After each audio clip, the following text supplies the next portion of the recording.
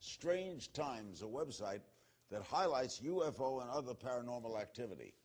Michael Shermer is the publisher of Skeptic Magazine, executive director of the Skeptic Society, and a college professor as well. And if you haven't guessed, he is our resident skeptic. And I might be half a skeptic, too, because I've been talking about this topic for 50 years. James Fox is a filmmaker and the host of Chasing UFOs on National Geographic. His most recent UFO documentary is called I Know What I Saw. 65 years after it happened, Roswell, New Mexico is back in the news. An ex-Air Force official recently came forward saying there were 2 crashes and not one. What does this mean, Mike? What is it, James, what does it mean? Well, it's a story that wouldn't go away just because I think there's so much evidence, and it's not any one particular witness or piece of evidence, but there are so many people from so many different walks of life, so many different ranks in the military who keep coming forward and saying whatever it was that crashed was not of this earth. And now this is Colonel French, who used to debunk this, right? He did. He debunked this stuff for the Air Force and part of Project Blue Book. So why has he suddenly come around? Maybe his conscience got the better of him. And it's interesting, actually, because people must keep in mind that the 509th was based in Roswell, New Mexico in 1947.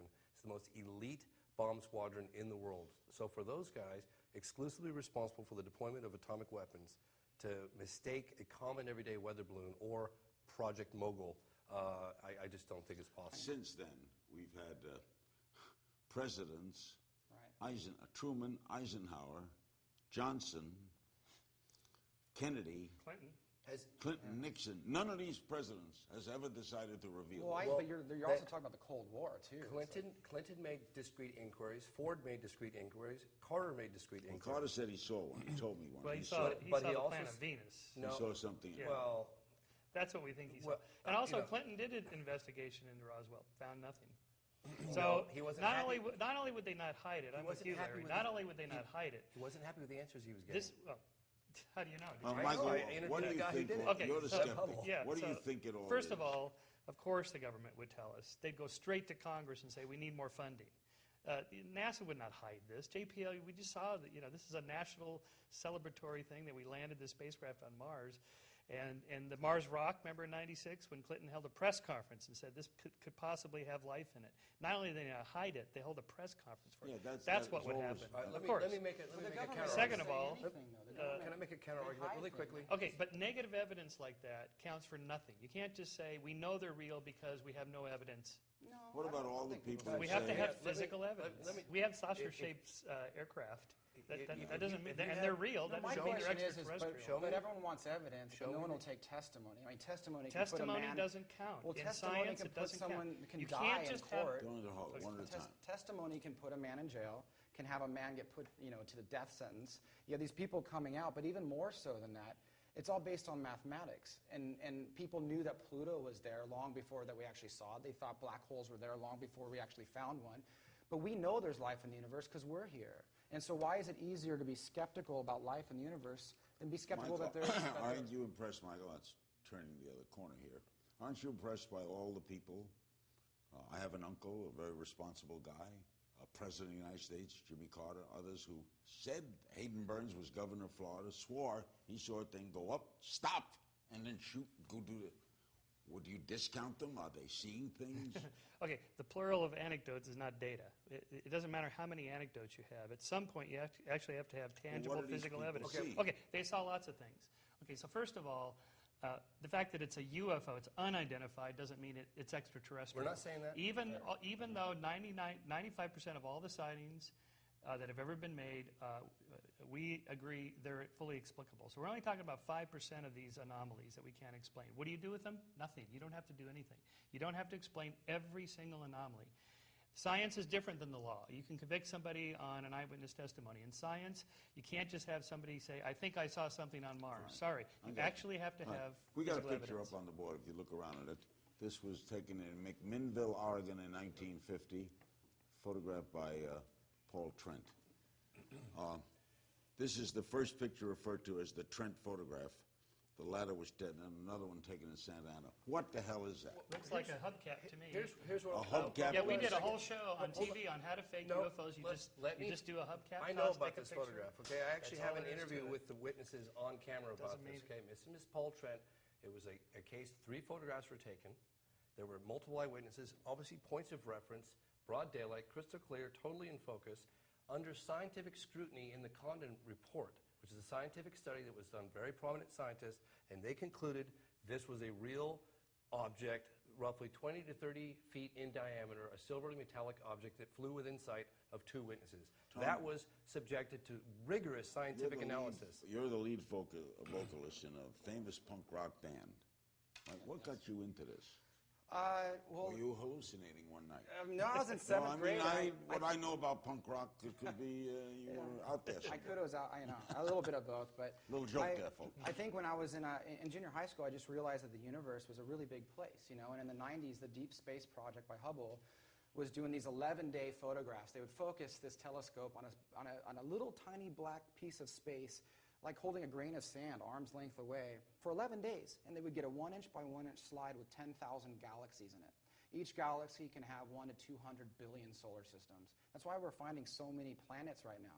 And what I find interesting is it seems like you're angry, and it seems like most people that believe in UFOs take it the other extreme, and they get angry. They're real. No, they're not. But my whole thing is what we do know is that the universe is so massive and potentially infinite. And we do know that there's hundreds and hundreds of billions of planets and stars just in our galaxy alone. But we don't know if there's life. Well, we're here, so why would we be the only ones? That's And a separate question but from if they- had they come here. but Look, if they- it's 2 it's- questions. I have a Fair question enough. for Michael Are- in a second. Question: Have you ever? I can't even say half a sentence. What's the question? Oh, yeah, Okay, sorry. there's 2 questions. Are they out there? Have they come here? Right. We have no evidence for either one. SETI scientists who make the same argument you just made for the probability of life being in the universe are very positive that it's worth the search because there probably is life out there. They're extremely skeptical that any life has come here. Why? Because we have no evidence of it. Not a single Okay, piece so of let me ask physical you something. evidence. Coming up, an ex-CIA agent says that he's uncovered details about Roswell, New Mexico, and we'll get him on the phone next, so don't go away.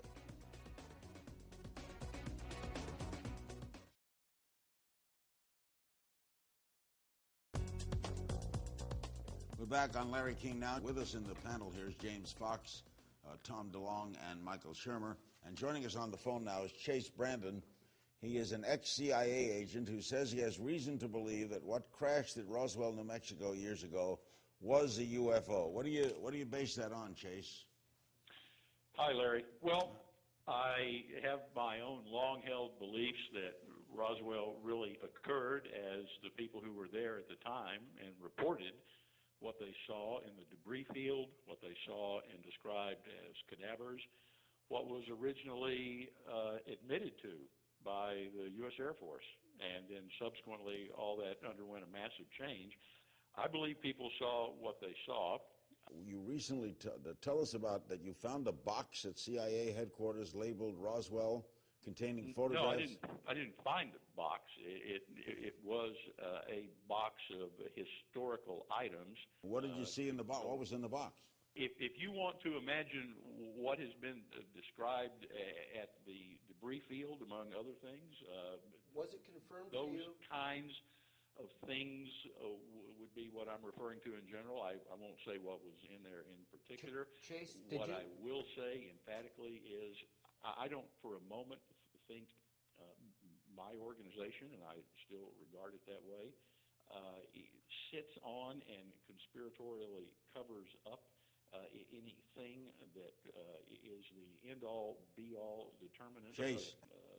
We have been visited any time in the past, and certainly not in 1947. I'm going to cut to the chase here. Doesn't permit that. Chase, do you believe in UFOs? Absolutely. I believe we were visited many times in the past by visitors who came and assisted with science, math, perhaps sentience, all manner of other contributions made. They left behind the evidence of that in the form of the stonework and the other constructions that could not possibly been built. Chase, can I ask a quick question? Did you have confirmation in that folder that Roswell was an extraterrestrial spacecraft? Yes or no? I saw what validated my long-held belief that Roswell was as it was reported, and that I believe, as many millions, if not hundreds of millions of people do, that we are not alone in this vast cosmos, and that. So you had confirmation. All right, we got it. Chase, thanks so much. That's very important. Chase Brandon, formerly of the CIA. Michael, now, this is not a kook. I think the Druids would disagree with the Stonehenge was built by aliens. I find this really insulting to ancient peoples, that they could not have moved stones around, therefore it must have been aliens. This is the kind of argument, it's the quality of argument you get for pro-UFOs. It's just not. It's just. I agree with Michael. Has some credentials. Well, I think it's a good argument. There's stones it's not now a that are 3 million. You think pounds. Stonehenge was built by aliens too? But hold on, no, I agree. They like 3 million. You're pound disagreeing stone. with archaeologists who study this professionally. Oh, You think they were absolutely. built by aliens? Yeah, absolutely. Okay. Not by So, aliens. I just don't let me think just that give you the people bottom can- line. just of what think I think. agree. there's No, more Michael, to I'm on the same page as you right now. I'll just think give you the aliens bottom line. built it. I think I it's just going think on here. I think it's what I call deities for atheists. It's sort of a myth-making religion for a secular age. Well, this is that too. the aliens are out there as godlike figures, and we want them to be there to save us, to rescue us, that sort of thing. I think it's myth-making is I all think it they is. might be there, and I don't. Well, they might be, it's not a but god to the me. idea that they've come here is a kind of a myth. We have to remember, in 1979, there was a survey done of pro-ufologists about the top 500 UFO encounters in the last 50 years. Roswell wasn't even on the list. Roswell became Roswell in the 1980s after television got involved and made a made-for-television film about it. Then the eyewitnesses came out, and suddenly, decades later, remembered That's things. not entirely true, actually. And so that's 70s came out. classic myth-making. That's not entirely true. My issue. Let me get a I'm break. not saying We'll it start. We'll come back with James. Coming up, does the government have information about UFOs that it won't share with the public? That's next.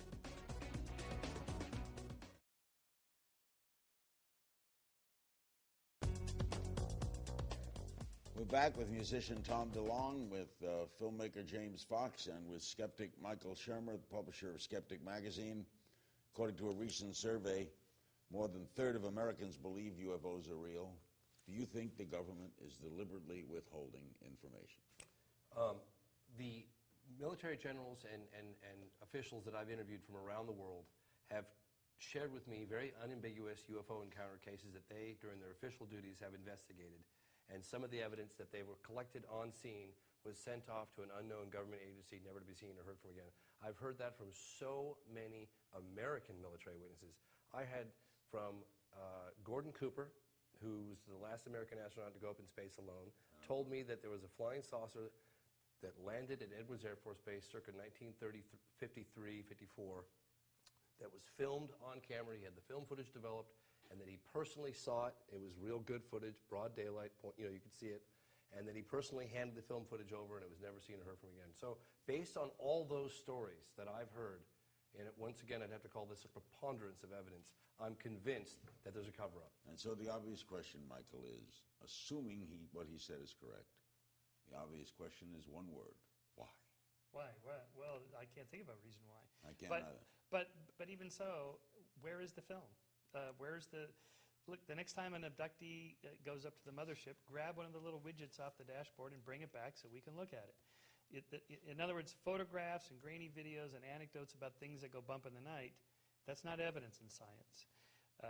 As we've seen with the Curiosity spacecraft, all the technological scientific equipment it has on there to prove that there was life on Mars, they're not going to accept just a grainy video or a photograph. Right. We actually have to have real scientific evidence, and we have none. Assuming the public thinks it, or a great deal of the public thinks it, wants to believe it, I don't know anybody that's afraid of it. Why?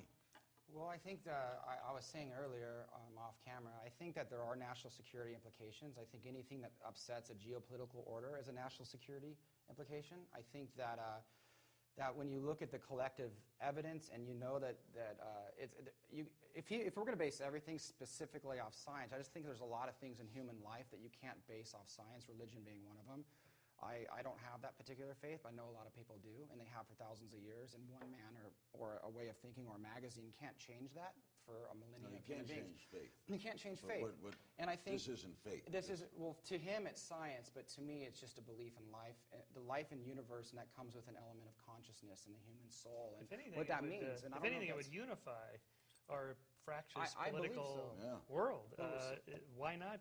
Let's To me, it's a broadcast it. plus. But There's I no think- minus to With you, this. but I've asked that specific question so many times to military generals and astronauts. Why the hell would anyone want to cover this up? And they say, think of it this way, James. You don't necessarily have control of your airspace. And something that can whiz around with impunity and fly rings around your fastest jets, you don't necessarily want to disclose that nature of information because it would make us appear Except, James, slightly vulnerable. They never come to New York, Washington, Los Angeles. They go to Waka Waka No, Falls. they go to John, Washington. this is a very, very important point that people need to understand, that scientists have investigated on an official capacity UFOs for the government. And this is a quote from Dr. J.L.N. Hynek, who investigated UFOs as scientific advisor. He was an astronomer from 1947 to 69. It started off as Project Sign, it went to Project Grudge, and ended up as Project Blue Book. And he said, there is much more evidence to indicate that we are dealing with a most real phenomenon of undetermined origin. That's okay. Undetermined is not extraterrestrial. That's- it just means we don't know. And And in I- science, it's always okay. So you to might say we agree don't there's know. phenomena out there. Could be phenomena. Could be Under ball a- lightning, could be experimental aircraft. Look, before we knew about the stealth bomber, that would have been a freaky thing to see. Now it flies over the Rose Bowl here in Pasadena every January 1st, and we know Apples what and it oranges. is. But so in Apples and 20 oranges. years, what are we going to find out about what's flying out there now that looks spooky? And in fact, it was just an experimental test spy aircraft. Well, the only issue is that the stuff's been around for so long. And Jacques Vallée, an astrophysicist from France, put out his book Wonders in the Sky, where he chronicled the 500 UFO events that have happened since the late 1700s. I mean, we weren't building stealth fighters then. And these are real, and I don't know what they are. I'm not saying they're aliens. I'm definitely not. You're so biased on one side. That scares me, too. No. Look, the principle of Skeptic Magazine is extraordinary claims require extraordinary evidence. And we don't have extraordinary evidence. We have anecdotes and Okay, photographs well, hold and on. blurry videos. That's true. This is a very interesting point because you guys just did a complete turn, 180 degree, on climate change. And what was the basis for that? Cumulative evidence, solid, rock solid Cumulative evidence. Okay, that's interesting. So not just anecdotes, not just people saying, I think it's getting warmer, actual measurements. Well, these were Okay. scientists. So, in the case of this is UFOs, scientists, bring and us the alien body, bring very- us the Well, spacecraft that's so not we all can we all need. see it. But That's all, and then I'll change my mind. Let me get a break. That's not the only evidence, though. War with the aliens, and we'll be right back.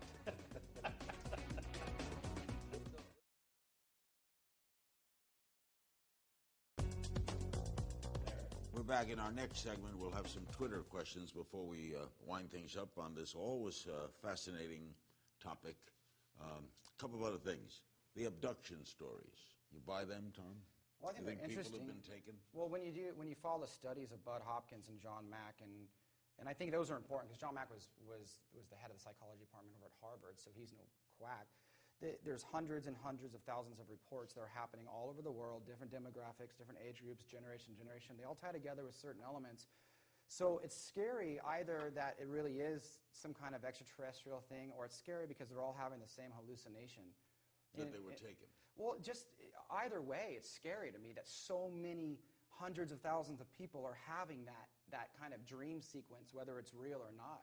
And so they're all coming to a conclusion because there's craft and there's these beings and they're giving them information. There are a handful of Frankly, very, though, if you get enough stories, couldn't you dream about it? there I are mean, logically, you could dream about it. Yes, I could there- dream about there- it tonight. there My are- wife will there's- definitely dream about it. there's the She will be 19 abducted tonight. There's the 1975 case that happened in Snowflake, Arizona. There were 7 eyewitnesses to that account. They were loggers up in Snowflake. They were just finishing a long day's work. They're driving out. They saw what looked like one of the trees on fire. They saw this perfectly, up close flying saucer disc-shaped object just sort of suspended about treetop level. One of the guys jumps out of the truck, runs towards the object. 6 guys screaming against their will, "Don't do it!" And he runs under. And I guess he got affected by apparently by whatever force it was that was driving this thing, and he got thrown back. They left him for dead. Argued in the car, came back around him. Long story short, they all passed lie detector tests, all 7 of them. and Travis Walton disappeared for 5 days. Very, very credible case. How do you respond to that, Michael? First of all, the Travis Walton case is quite different from that. He just did not pass a lie detector test because I was on a TV show when I saw him do it.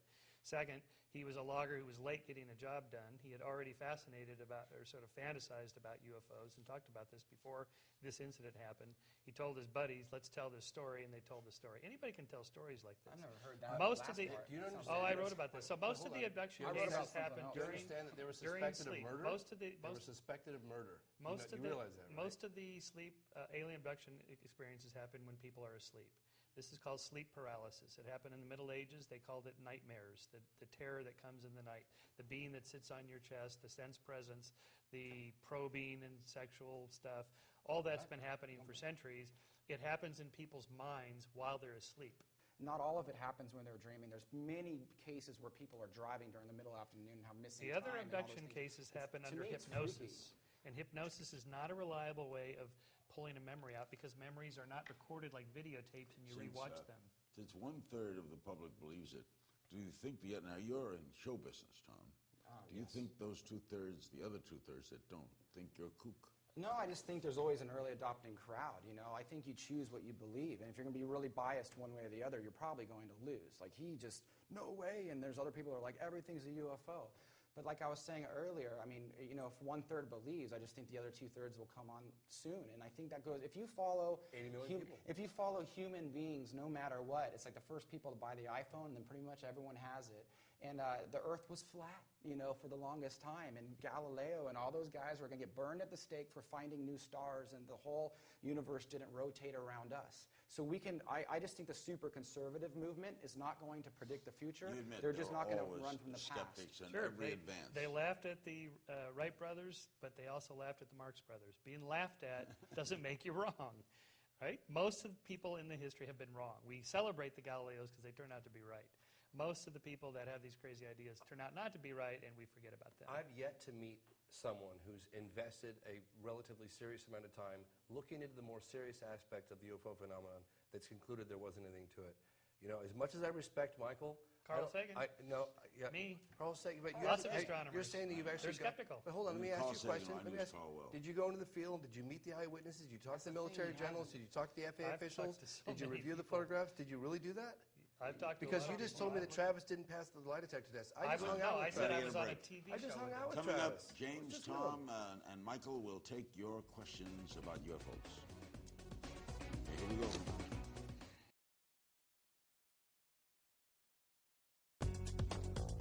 In our final moments, we've got some questions from fans on Twitter.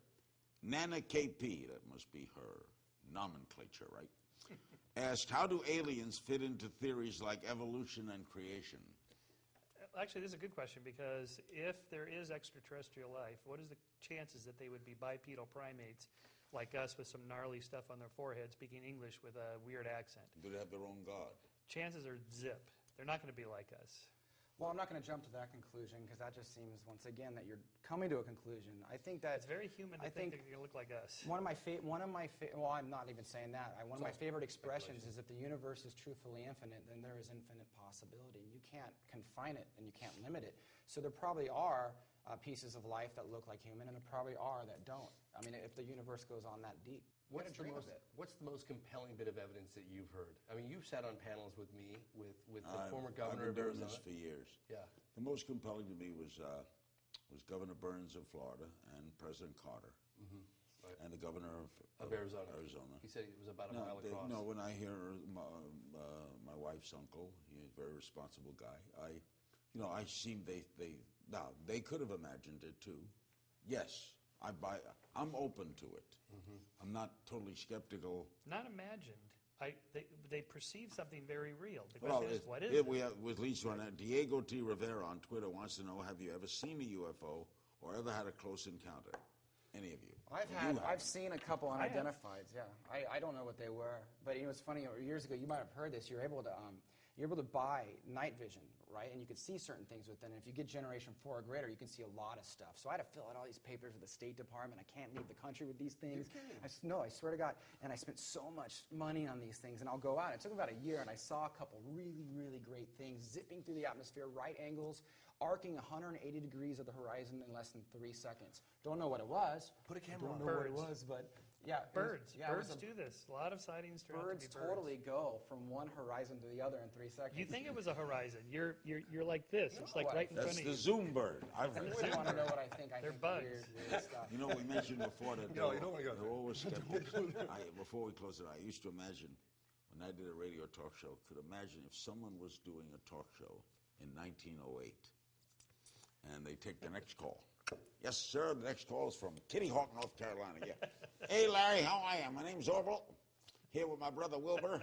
What can I do for you, Orville? We flew today. What'd you say, Orville? We flew today, Larry. Got a little apparatus here. We built it, and we went up in the air. Listen, Orville, put Wilbur on. Wilbur, you there? All right, here, Larry. You saying you flew? We flew, Larry. Okay, are you calling from a bar? So there's always skeptics, with apologies to Michael. We thank James Fox and Tom DeLonge and Michael Shermer for being with us. A fascinating discussion on UFOs. And as you go to sleep tonight,